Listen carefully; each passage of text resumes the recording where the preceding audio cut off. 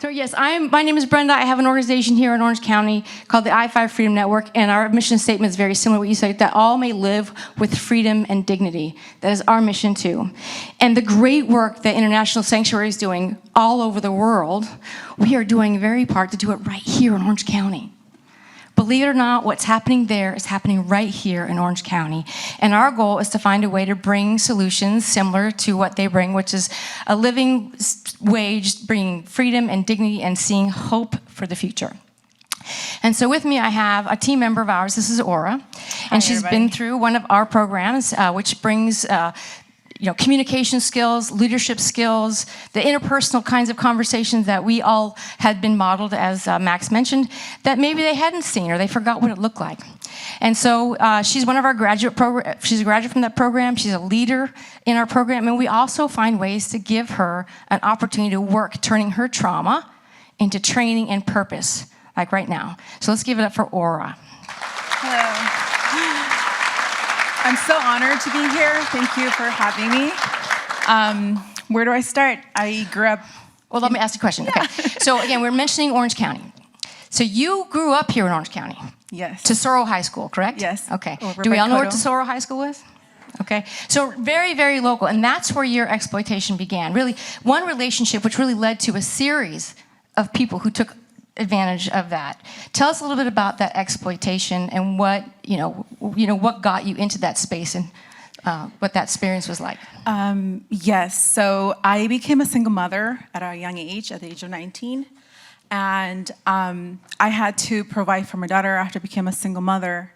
I got a job at a car dealership in Santa Ana, and shortly after, I was exploited. I wasn't getting paid. I was forced to doing sexual acts, and sounds like a combo of labor and sex trafficking that happens here too.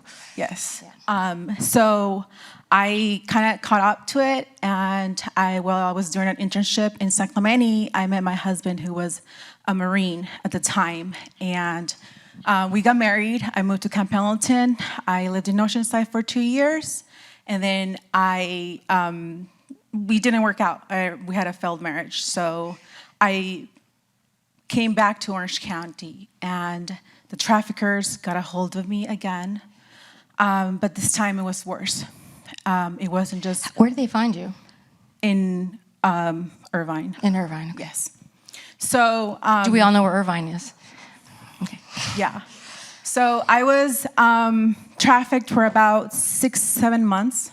And it wasn't just once, it was multiple. I was taken to Vegas, all over Orange County. Eventually, I met a man at the Irvine Spectrum who overheard my story while I was talking to one of my friends.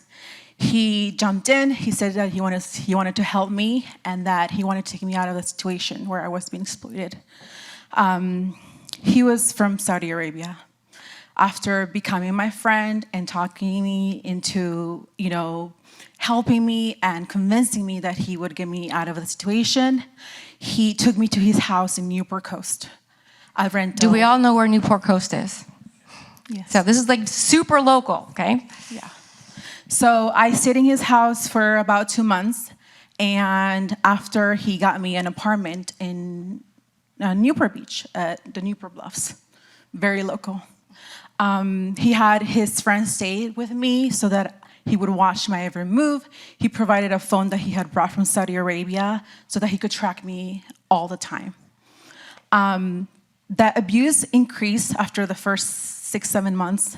It went to a year, 2 years, 3 years. I was forced to cover, wear an abaya, and sometimes wear a niqab where it would cover my face. And this was here in Orange County. So clearly a lot of psychological warfare. Isolation was probably a major part of it. Yes. I was not allowed to visit my family. They were not allowed to come over. I was not allowed to invite anybody. Also, I was not allowed to make friends. Very, very isolated. Yeah. So what eventually got you out of that space? So how did you finally break out of that sense of, constant surveillance and isolation? In 2017, there was a crackdown in Saudi Arabia where 500 princes and businessmen got arrested for corruption. His uncle and his father was among the arrestees, and my trafficker was not allowed to get back into the country. And after being cooped up for 8 months in an apartment in Irvine that was empty, I used to sleep in the mattress in Irvine, I decided that it was my time to get away. So I left the apartment, and although my documents got suspended at the time, I had no social skills, I was disoriented, I couldn't trust anybody. I'm determined to make it on my own. I got a job and supported myself. So tell us a little bit about, yes, give that up for her. Right, that's very good. Thank you.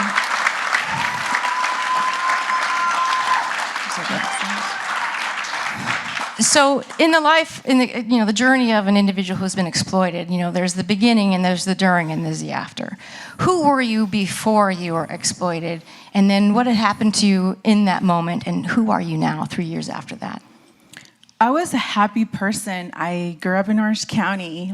This is where everybody comes to visit from all over the world. I had family, I had friends, I had a support system.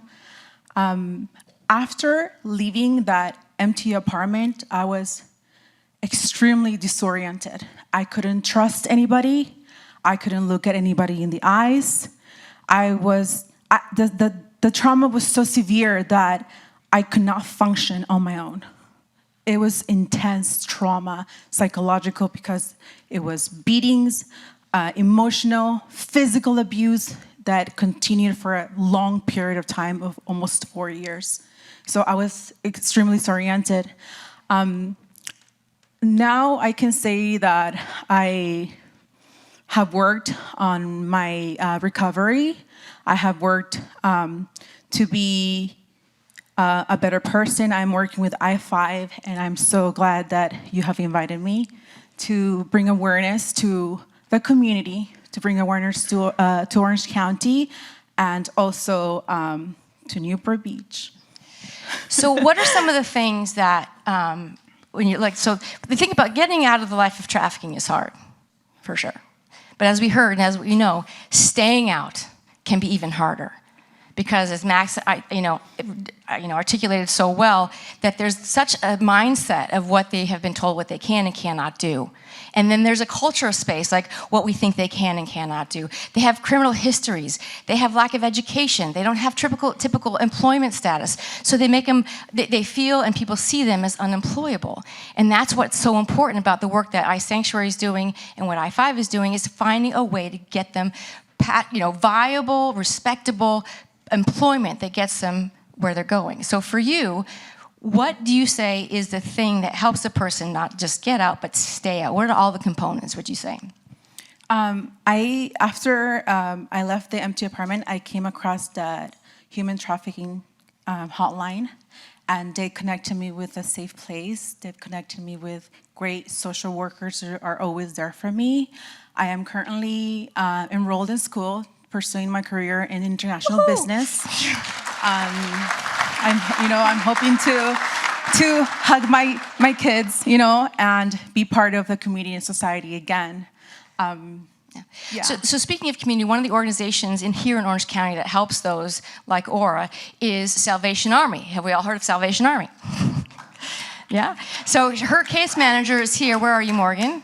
All right, there you are. So talk about a community. She reached out to, Salvation Army is the one that's helping her, giving her the residential space, giving her the support that she needs, getting her the tools that she needs to get back on her feet. We cannot do this work just hoping that once they get out, hey, fly, be free, you're on your own now. Shouldn't you be happy? Yes. It takes a village, it takes a lot of work to get them back on their feet. And this is what it looks like when we come together, right? And give them the tools to honor their history. Thank you so much. And to value the work they can do and find a way to contribute who you are and what you bring to this, amazing opportunity. So thank you, Aura. Thank you so much.